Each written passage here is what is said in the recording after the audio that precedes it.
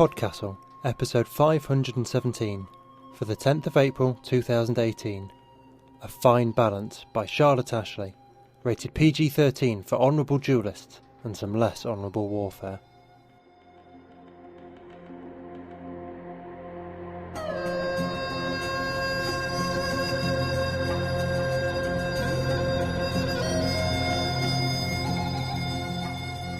Hello, and welcome to PodCastle, where fantasy runs across the rooftops to watch over you from the shadows.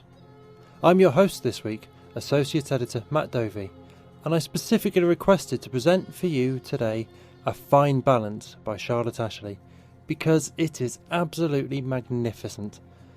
I first read this in its original publication, the November-December 2016 issue of the Magazine of Fantasy and Science Fiction, and I immediately jumped on Twitter to start proselytising about its charms and badgering Charlotte to submit it to us as a reprint, to which she told me she already had, at which point I dug it up from the slush pile, heaped praise upon it in the back end of Submittable, and bumped it straight up to Jen and Khalida. It's just so good, so full of conflict and character and tension and detail and world-changing revelations, and I'll shut up now and just let you listen to it instead. Charlotte Ashley is a writer and bookseller living in Toronto, Canada. Her short fiction appears in a number of anthologies and magazines, including the year's Best Science Fiction and Fantasy 2017, edited by Rich Horton. She has been nominated for both the Aurora and Sunburst Awards, and once performed a story from the equipment of a CrossFit gym. You can find more about her at once-and-future.com or on Twitter at Charlotte Ashley. Your narrator today is Tatiana Grey. Tatiana is a critically acclaimed actress of stage, screen and the audio booth. You can hear her voice on commercials, radio, audiobooks and countless podcasts, including many past episodes of ours. She lives in Brooklyn, New York, and you can find out more about her at tatianagray.com. And now, pick up your blade and strap on your buckler. It's time to head into the city in search of a jewel. A Fine Balance by Charlotte Ashley, narrated by Tatiana Grey. My mistress, Shoanna Yildirim, was the greatest shot in the city. Each morning, according to her wishes, I cleaned and loaded her revolving pistol. I oiled the clip on her holster and checked the stitches in the leatherwork. I strung a fresh sash of weighted bullets and laid it by the vanity over her scarves. "Your pistol, mistress," I would say to her as she rose from the mirror, her wide brown lips and dark, sly eyes painted to perfection. "Thank you, Emine," she always replied, "but I will not need it today." Each morning, she left the gun where it lay. Mistress Yildirim was the greatest shot in the city, but she hunted Kara Ramadami with a blade. That was just one of the many rules of Sahidi. That summer, Kara Ramadami hunted Mistress Yildirim with a pair of shashka, also in accordance with the rules of Sahidi. It was only recently that she had taken up the second weapon, causing the bookmakers to shake their heads and adjust their odds. How could the Dushik mistress fight and climb with both hands occupied? But Ramadami was goat-like in her movements and did not need hands to scale walls or leap rooftops. She, like my mistress, appeared unbound by the laws of nature that hampered other duelists. Only her cavalier, her nemesis, my mistress, could challenge her, just as no one could challenge my mistress but Ramadami. They were the most perfectly paired cavalier the city had ever known. In their last duel, a clash the tanners of Sesset Alley were already calling the three-thrust fleece, my mistress beat Ramadami when she broke her thumb against the wooden frame of a beam house with her first strike. Even thus injured, Ramadami evaded Yildirim's next advance, delivered backhanded in a whirlwind of ribbons, scarves, and braids. She mounted a clothesline, cartwheeled past my mistress, and took cover behind a red hindskin curing in the sun. But Yildirim merely spun wide, slicing through the leather like canvas. Her third thrust split Ramadami's purse and spilt her favor, which my mistress claimed with the broad edge of her sword, before it even hit the ground. We did not see Ramadami for a long time after that. Not until I spotted her during the 10-mile run Mistress Yildirim had assigned me for my riggers. I spied her unmistakable white gold hair as I dodged traffic along the busy ridge, towering over the common people who could match her neither in height nor radiance. She must have seen me before I did her, for no sooner had she caught my attention than she abandoned whatever business she had with the clerks spilling out of the Gentian courthouse. Narrowing her eyes at me, she slipped around the grand marble staircase and ducked into the first alley beyond. I last caught sight of her, alighting on a domed roof like a golden eagle, before vanishing around the other side. I swore and sprinted down the Justice Way in hoping of spotting her again, but it was pointless. She was gone.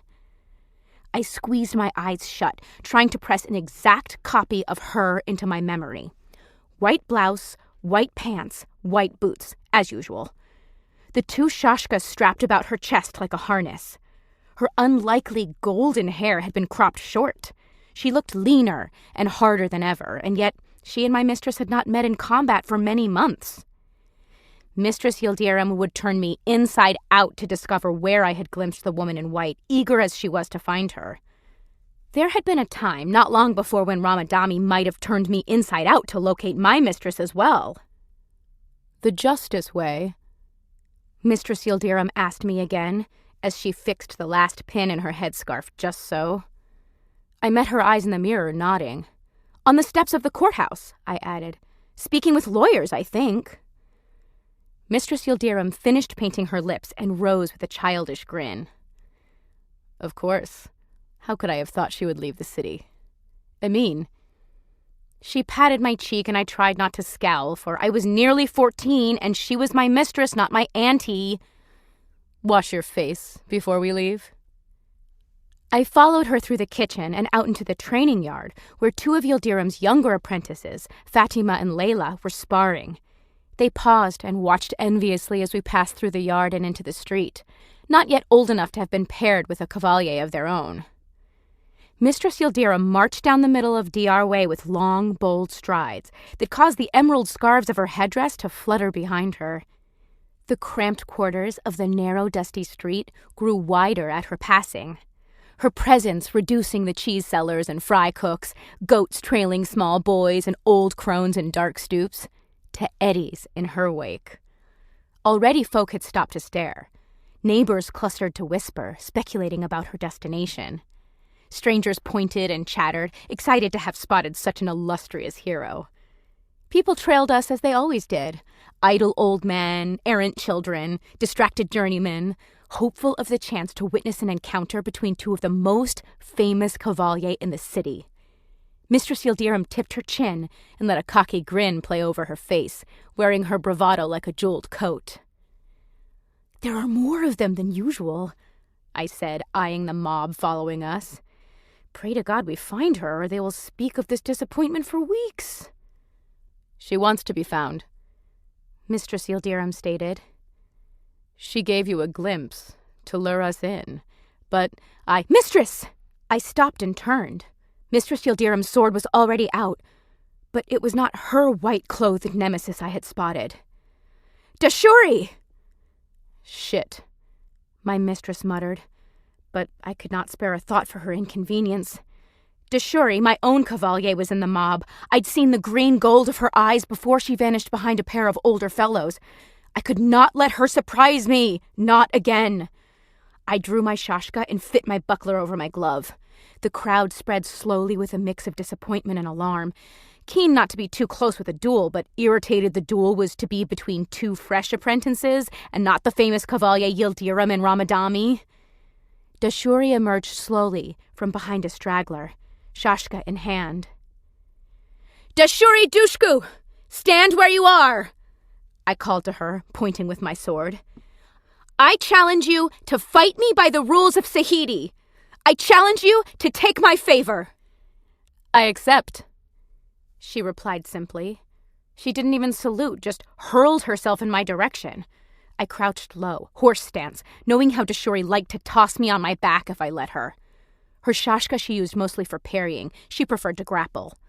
but I was growing quickly these days, as the ache in my shins could attest. I held steady as she charged, arms close to my sides. At a distance of 2 swords, she ducked under my guard, planting both hands in the dirt in front of me and kicking out at my blade with the wooden heels of her boots. I twisted with the impact, ignoring the numbness in my hand, praying I would not be disarmed.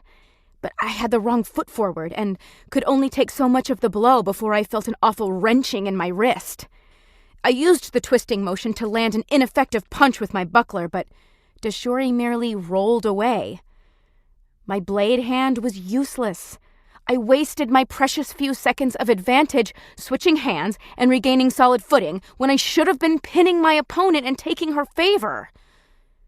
From the corner of my eye, I saw Mistress Yildirim cross her arms over her chest, as sure a sign as any of her disapproval. Dashuri pushed to her feet and launched herself into another attack. She sliced at me with circular strokes, using her longer limbs and superior control to force me back. And what could I do but give ground? Dashuri would not kill me, but she had not shied from injuring me badly in the past.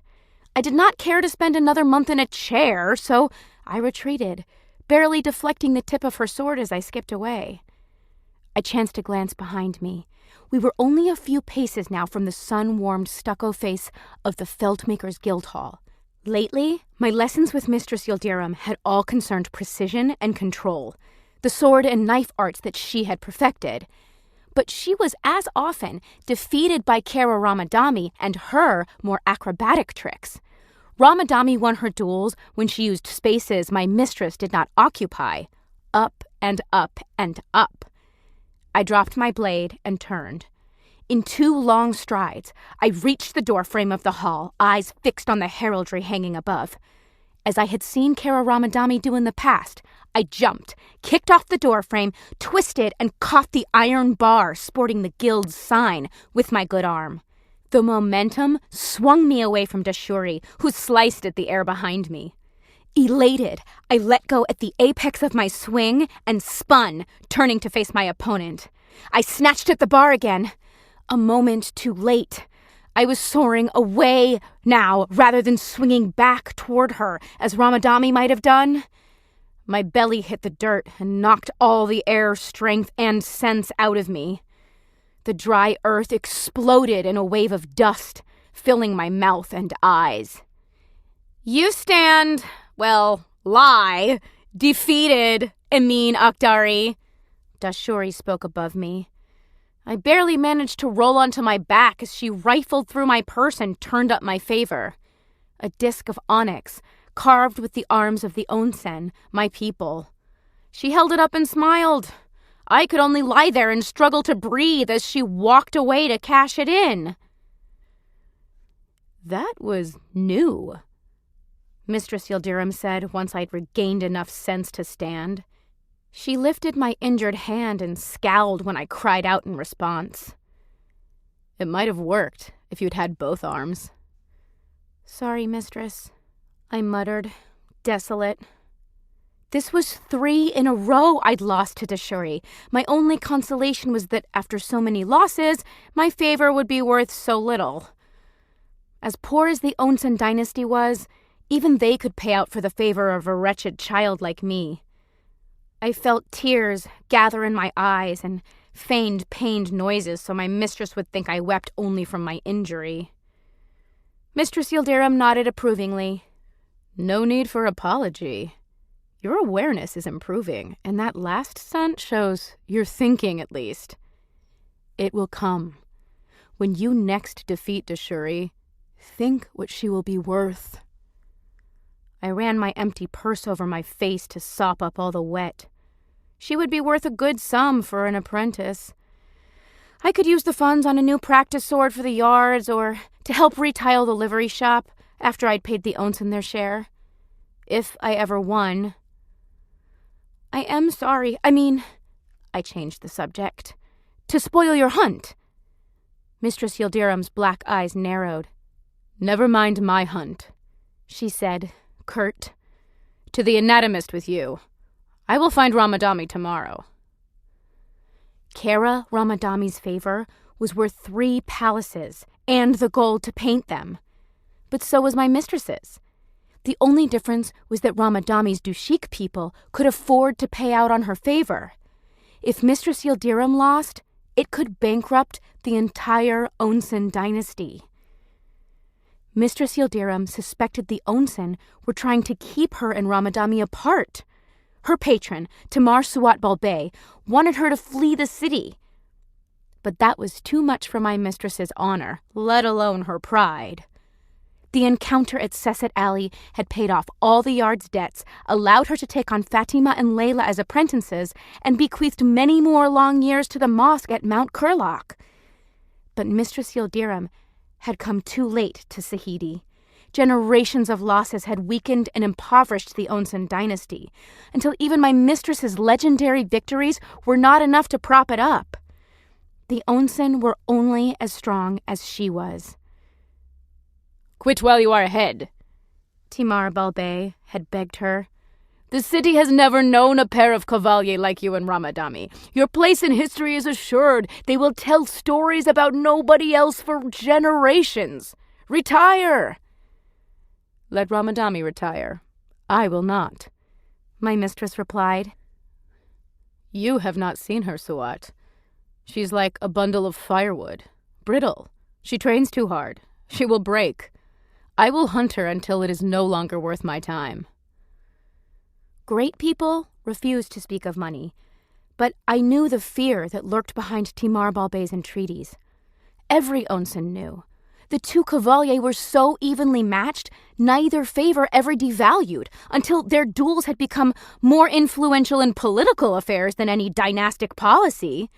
They were building the city with their prizes, shaping it according to their ideas.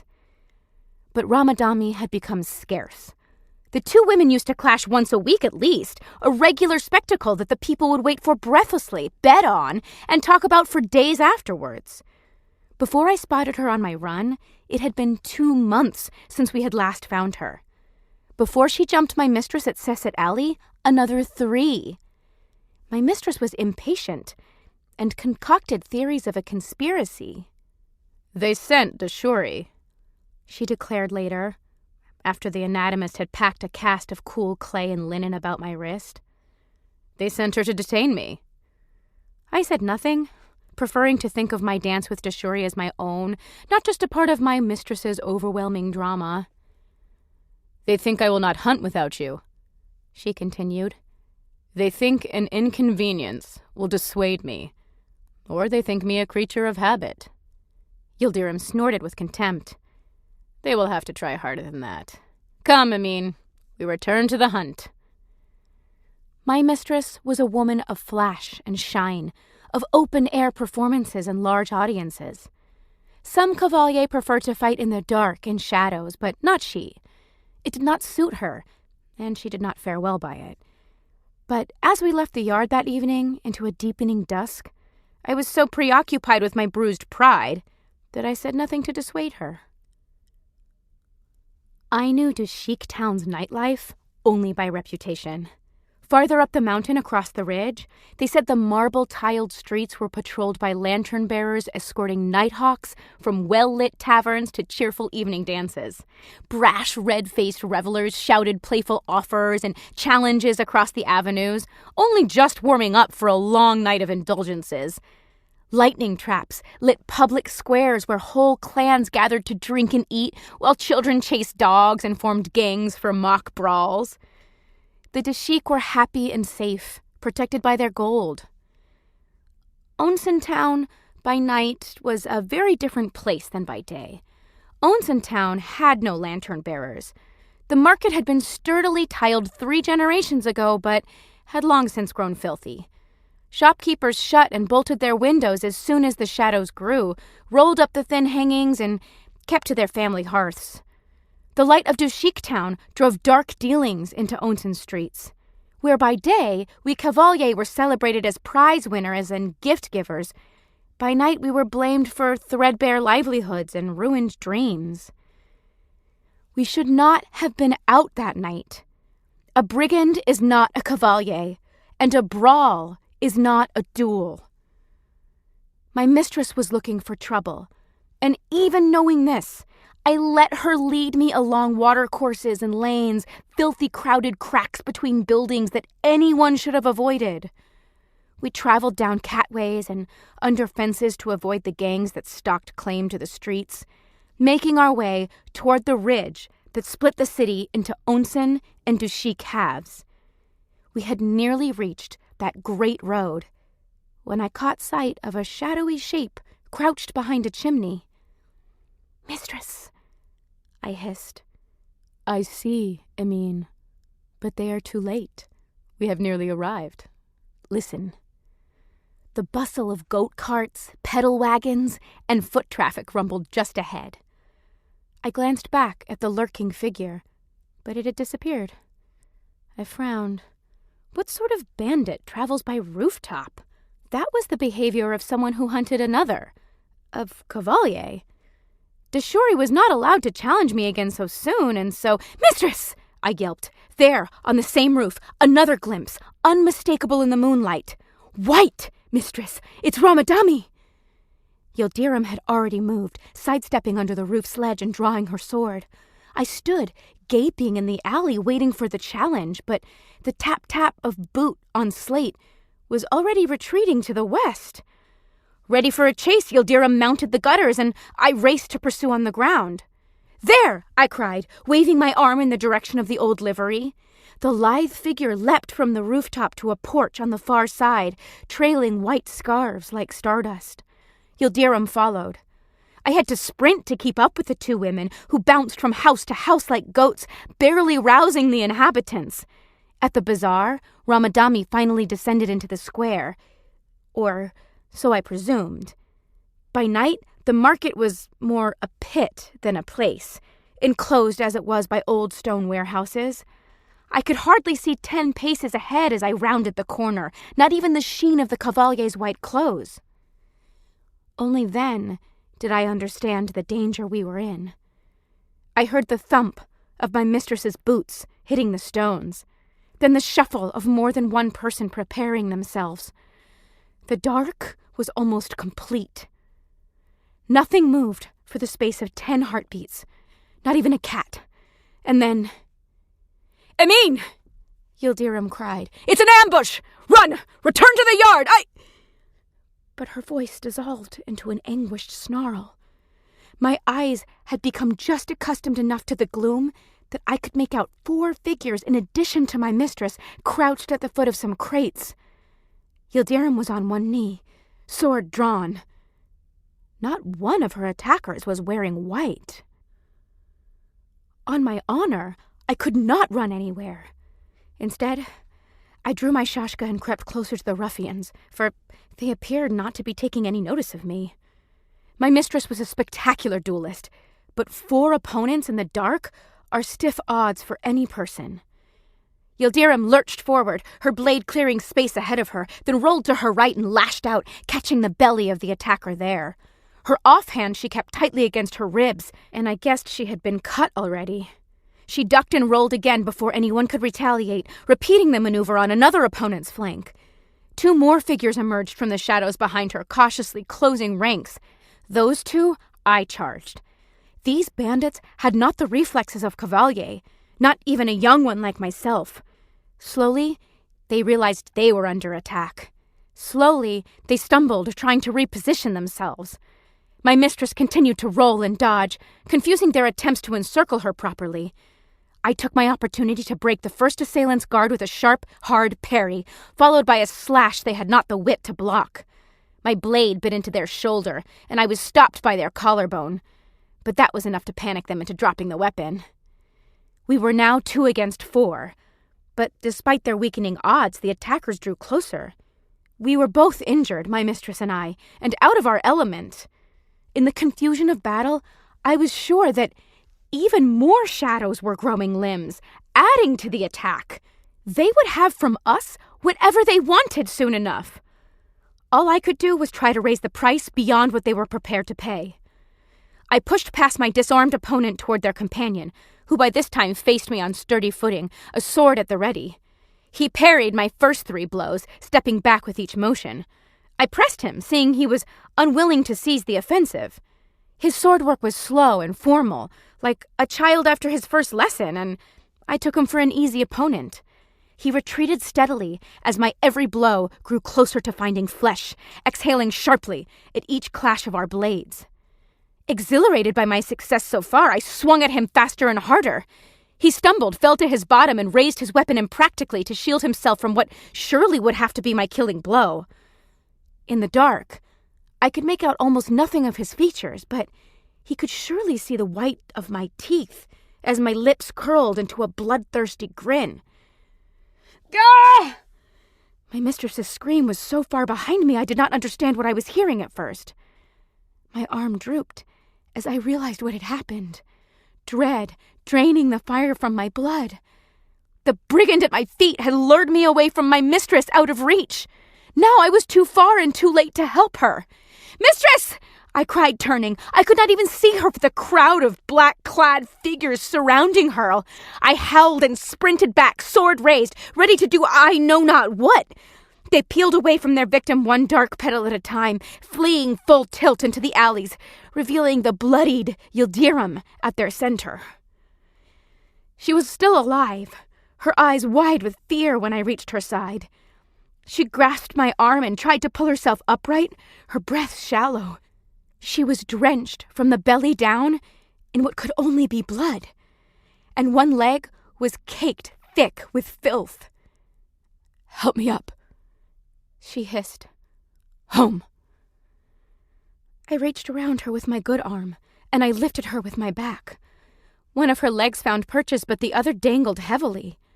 She gripped my shoulders, and we staggered slowly toward a wall. "Mistress," I stuttered. "I'm sorry, I thought... I shall fetch the anatomist." "No," Yildirim panted. "We cannot linger for whoever comes to clean up the scraps. Move." By the dim light of the moon, I could not make out the source of her injury. Her leg was badly mutilated. That was plain, but she appeared also to have suffered injuries to her abdomen. Every step was a labor, and we could not risk the main streets. But after an eternity of dragging her half-conscious through the open sewers of Onsen Town, we came to our yard and to our kitchen. She could not sit in a chair, so I propped her up by the laundry basin and ran to fetch the girls to help me. She had blacked out from pain and blood loss by the time the anatomist rushed in with Fatima. Under his direction, we moved Yildirim to her rooms and hovered as he set about locating her wounds. A couple of shallow, harmless cuts to her side, only one deep enough to reach a rib. The little finger of her offhand was so badly cut, he would have to remove part of it. And then her leg.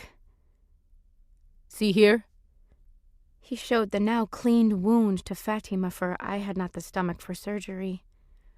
"One tendon cut, and the other hanging by a thread.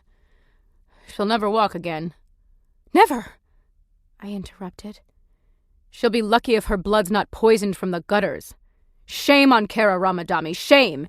It's a disgrace for Shoanna Yildirim to have been injured like this." He shook his head and began preparing some needles. I turned away.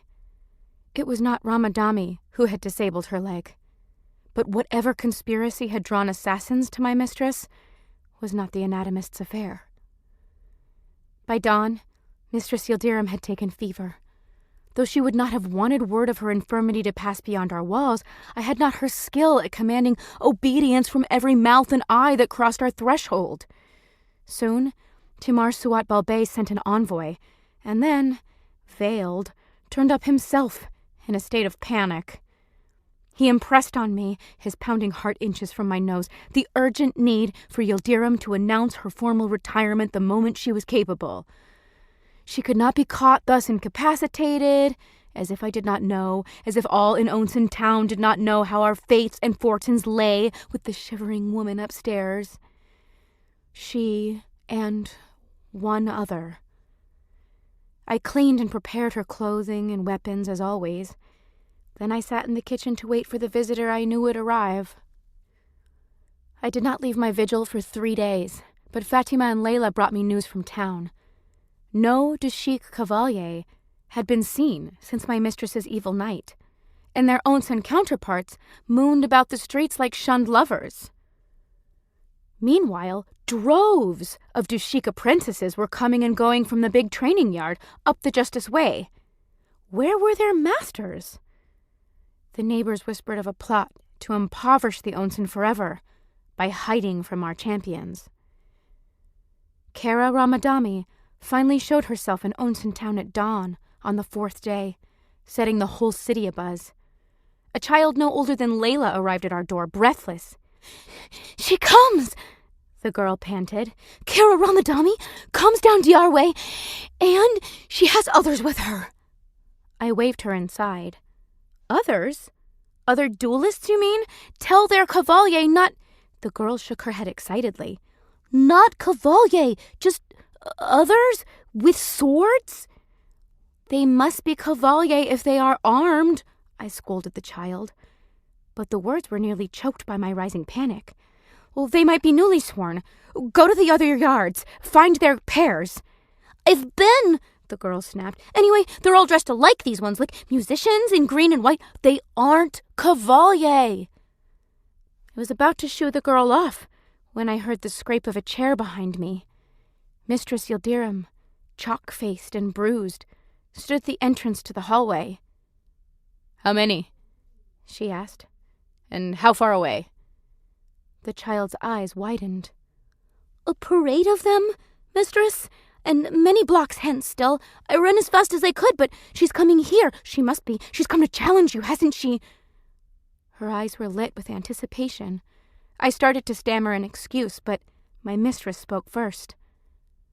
"Of course she has," Yildirim replied, with her bad leg tucked behind the good, leaning on a wooden chair. She almost looked ready. "Emin." Her hard stare frightened me into silence. "Get my pistol." Pistols were against the rules of Sahidi.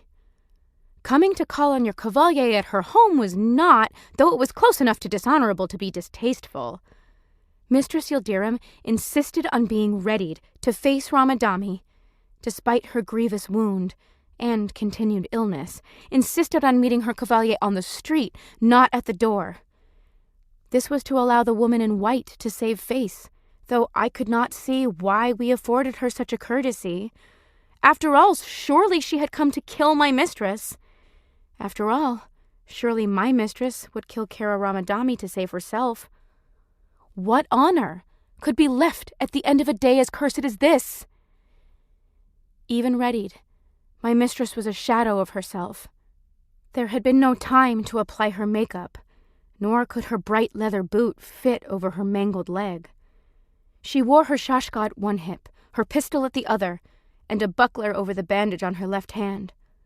I had to act as her crutch in order to move her at all. She could not even stand without my help. Yet she held her chin high as we exited the yard to meet the Dushik on the thoroughfare.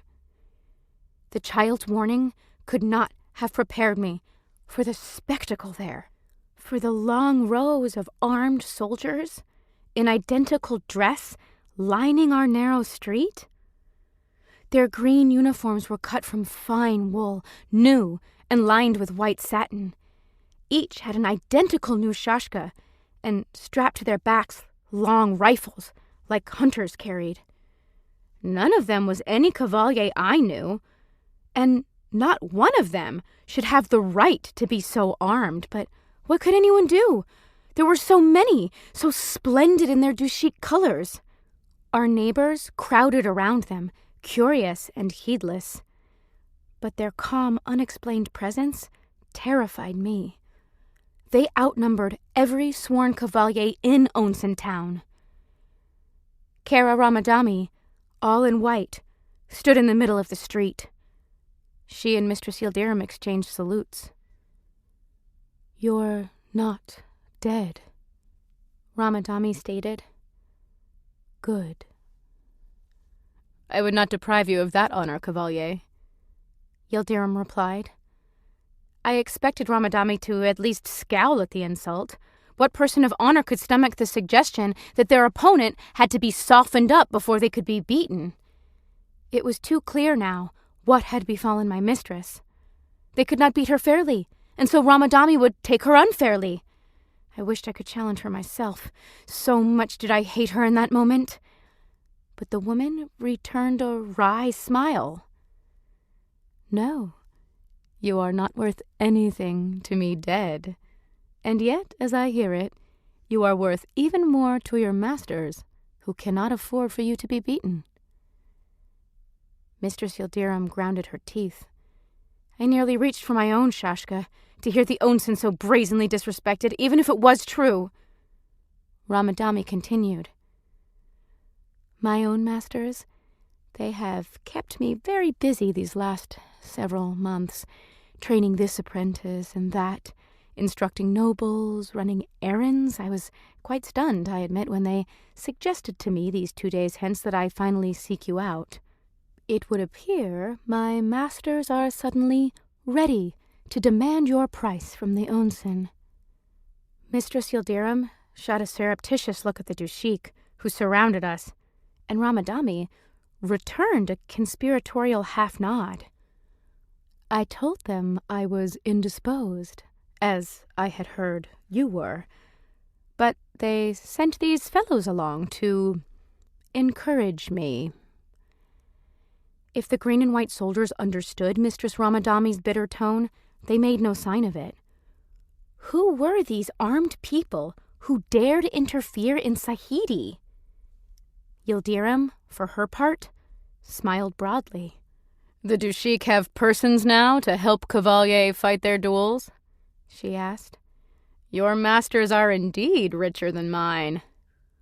"I apologize that I did not come sooner, Shoanna Yildirim," Ramadami said, her voice raised for all to hear. Then she spoke so quietly that none could hear but my mistress and myself. "I did not know my masters would take so active a hand in helping me, but you and we have always understood each other." "Yes," Yildirim replied. "I think we have understood each other perfectly." Ramadami raised her voice once more. "It has been an honor to be paired with you. There is surely no greater service a person can perform for another than to be a worthy opponent, the tool by which glory and riches may be brought to your people. I have become great because you are great. I will never forget that." Yildirim nodded. "And I have become this weapon that I am, in the fires of your forge, Kara Ramadami. It would be an honor to fight you one last time." "I accept your challenge." Yildirim gripped my shoulder with her buckler hand as she drew her sword. I was not sure what to do next when Ramadami approached, Shashka drawn, and saluted my mistress with her arms wide, but she did not lunge. "Take it," the woman in white said in a low voice. Yildirim extended her sword, threading its tip through the strap of Ramadami's purse. With a flick of her wrist, she cut the harness and let the purse slide down the blade into her hand. Ramadami bowed. "In this way, I honor you and Sahidi." We had, until then, been enclosed by a dome of silence, a sacred space of our own making. But at Ramadami's words, the invisible walls fell, and a great roar of confusion crashed over us. I saw with surprise that the audience who beheld us was bigger than it had ever been, as if every onsen in the city had gathered to witness us. These people now cheered and shouted, surprised, delighted, or angry. They had never made such a fuss about any duel, no matter how exciting. But I saw then the difference. Every rifle in Dushik hands was leveled, shakily, at my mistress. "Drop your shashka!" one of them cried over the hubbub. I could not tell which. "Beg your pardon, fellows, but to whom do you speak?" Ramadami asked smoothly, stepping forward past Yildirim. "There are 3 of us, Cavalier, here, all honored with the right to bear arms." Suddenly, subtly, the 2 women were standing back to back, facing the guns. Don't move, someone shouted. Both of you, drop your shashka and your favors. You are to come with us to the Dushik palaces.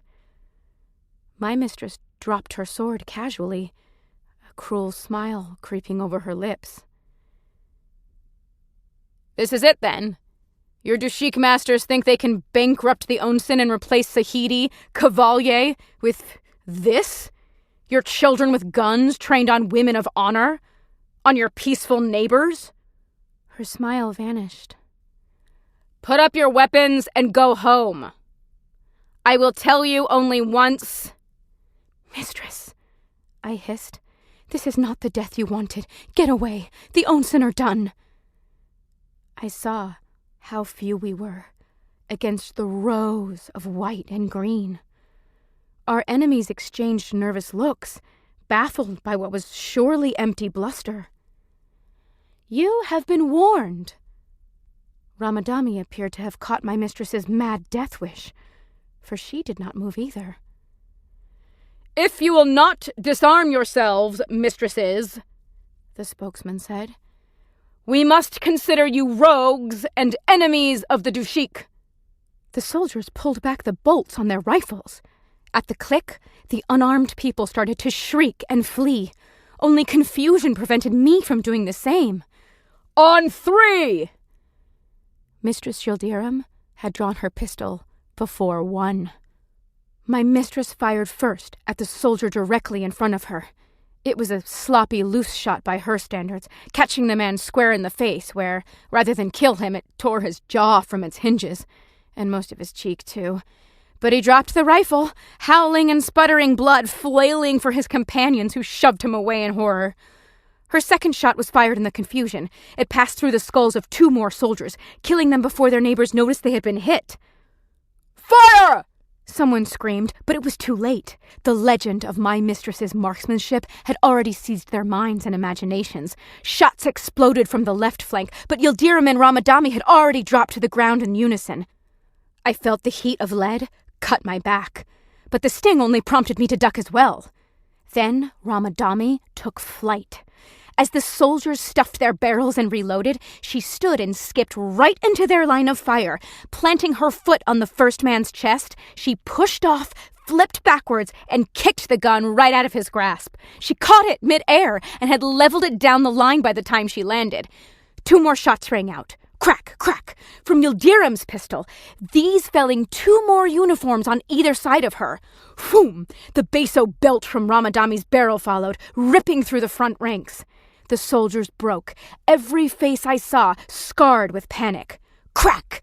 Yildirim's 5th shot broke the air like lightning, passing through one soldier's shoulder and piercing the flashpan of his neighbor's rifle. Sparks exploded from the kindled weapon as a few more soldiers chanced wild shots. I heard desperate cries of, "Fire! Fire!" and saw discarded rifles land in the mud.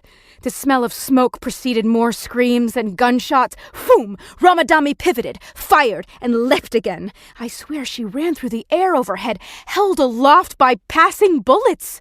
When she landed, she broke another soldier's jaw with the butt of her stolen weapon. More bullets crossed the street, catching everyone but their intended targets in the confusion. I curled into a ball and waited for my turn to be shot. After an endless moment, I felt the tug of a strong hand on the back of my vest. "Get up, Amin."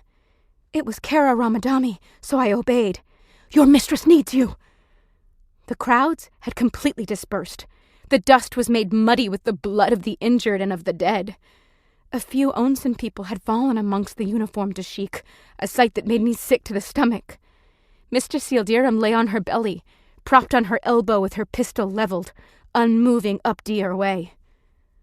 "Come, mistress," I told her, tugging on one arm as Ramadami took the other. "The day is won." "Not yet," Yildirim said, though her voice was thin. "Yes, mistress, please," I begged her. "Let us go before more of them return. You have only 1 bullet left, and the Dushik are too many." Yildirim squinted and squeezed the trigger. My mistress, Shoanna Yildirim, was the greatest shot in the city.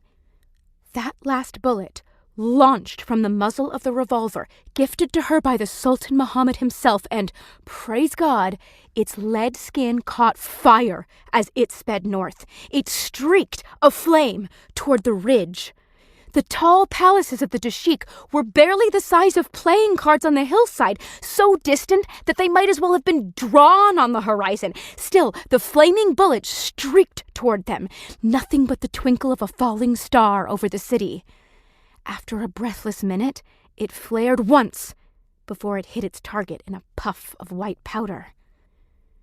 "Help me up," Yildirim said, her lip twitching with a familiar smirk as the building began to smoke. "Now is our time to be gone." "And mine as well," Ramadami added. Yildirim looked her in the eye, her smile fading. She nodded. I can only guess what it cost the woman in white to walk away that day, knowing she would never again know the glory of a duel. The Dushik grudgingly paid out on Kara Ramadami's favor, and said nothing about their attempted coup or the strange fire that originated in the upper offices of one of their palaces and destroyed half the wing before it was discovered and put out. The dead were buried, and the grief of Dushik and Onsen alike forged a new reminder of the civil balance Sahidi maintains. Kara Ramadami we never saw again. Nor did Shoanna Yildirim ever walk again. With both women removed from Sahidi, the prizes could not threaten either dynasty. Every person in Onsen town told ever greater tales of the encounter that proved, as nothing else could, the power of Cavalier to keep the peace where mere soldiers could not. That peace reigned for the remainder of my lifetime. I never knew another person with the skill of my mistress, or her nemesis. In time, people would come to doubt their feats and call them mere stories, allegories at best. It was just as well. No peace could stand on only two pillars, no matter how strong. The fine balance between Onsen and Dushik, we all share between us.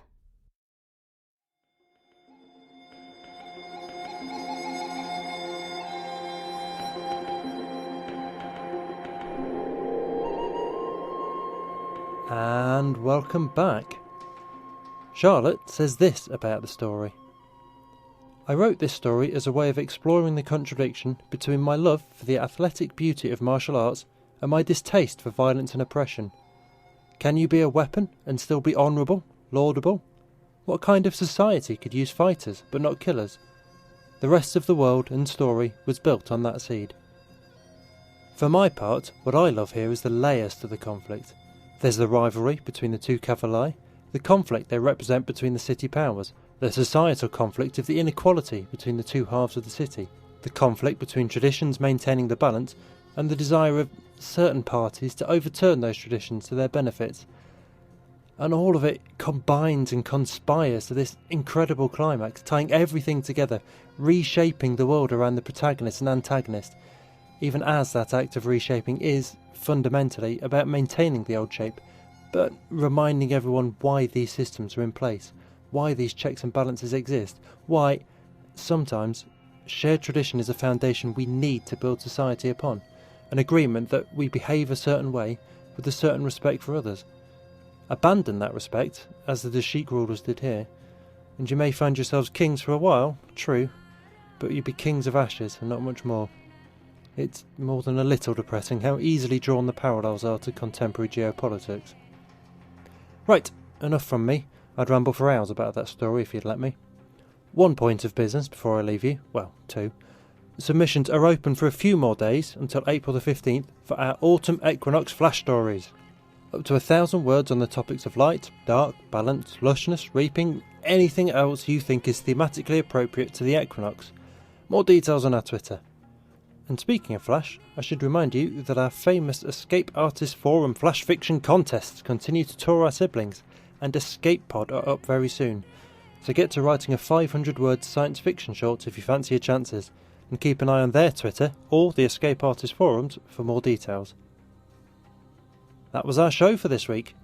On behalf of everyone at PodCastle, our slushers Aaron Jewa, Aidan Doyle, Eleanor R. Wood, Crystal Claxon, Raj K. Gopal, Stephen T. Capps, Stefani Cox, Devin Martin, Suyi Okung-Bauer, Hamilton Perez, Naru Sundar, Craig Jackson, Alora Gatt, Julia Pat, and me, our audio engineer Peter Wood, our forum moderator Osikat, our assistant editor Setsu Uzume, and your editors Jen Albert and Khalida Muhammad Ali.